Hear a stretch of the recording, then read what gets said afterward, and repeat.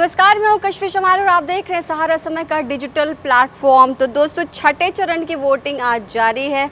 इस पर दिल्ली, हरियाणा समेत 8 केंद्र शासित राज्यों में 58 सीटों के लिए चुनाव लड़ा जा रहा है। हर उम्मीदवार की किस्मत दांव पर लगी हुई है। इसी बीच पश्चिम बंगाल की अगर बात की जाए तो वहाँ पर भी चुनाव और पश्चिम बंगाल के नंदीग्राम से हिंसा की खबर आ रही। वहाँ बूथ नंबर 29 पर बीजेपी के समर्थकों की पिटाई की गई है और इसका आरोप जो है टीएमसी पर लग गया। इस मारपीट में बताया जा रहा है कि 7 लोगों के घायल होने की खबर है, जिसमें 2 लोग बुरी तरह से घायल हो चुके हैं।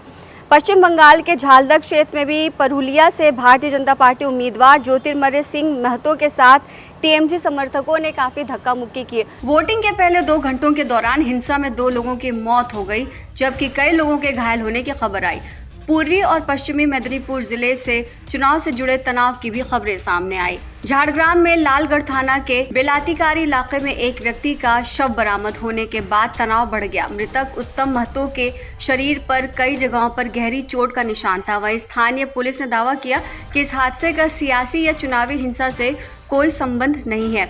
शनिवार सुबह से अब तक ये दूसरी मौत की खबर सामने आई है। इससे पहले तमलुक संसदीय क्षेत्र के महिषादल में टीएमसी और बीजेपी कार्यकर्ताओं के बीच में बुरी तरह झड़प हो गई, जिसमें लोकल टीएमसी नेता शेख मईबुल की मौत हो गई। पश्चिम बंगाल के चीफ इलेक्टोरल ऑफिसर के मुताबिक सबसे ज्यादा वोटिंग प्रतिशत तमलुक में हुई, जो कि 19.07% रही। इसके बाद विष्णुपुर में 18.56, घटल में 18.27, बांकुरा में 17.69, झारग्राम में 16.22, कांती में 15.45, मधुपुर में 14.58 और पुरुलिया में सबसे कम यानी 12.38% मतदान दर्ज किया गया।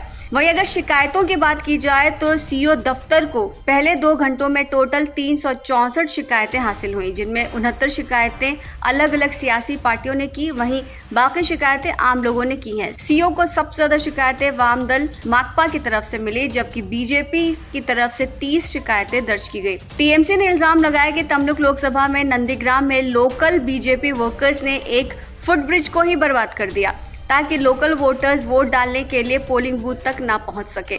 सत्तारूढ़ टीएमसी ने दावा किया है कि वो इलेक्शन कमीशन ऑफ इंडिया से कांटेक्ट करके घटनाक्रम की जानकारी देंगे। हिंसाओं के बावजूद भी वेस्ट बंगाल में 70% से भी ज्यादा वोटिंग हुई है, जो कि बाकी राज्यों के हिसाब से सबसे ज्यादा माना जा रहा है। ये बम्पर वोटिंग है पश्चिम बंगाल में। तो इससे पहले भी जब चुनाव हुआ था 5वें चरण में, 4थे चरण में, उस वक्त भी पश्चिम बंगाल की कुछ सीटों पर इसी तरह से हिंसा की खबरें आई थी। तो अब देखना ये होगा कि पश्चिम बंगाल के लोग क्या चाहते हैं और इसका नतीजा जो है 4 जून को ही पता चल पाएगा। ताज़ा अपडेट्स के लिए देखते रहिए सहारा समय का डिजिटल प्लेटफॉर्म।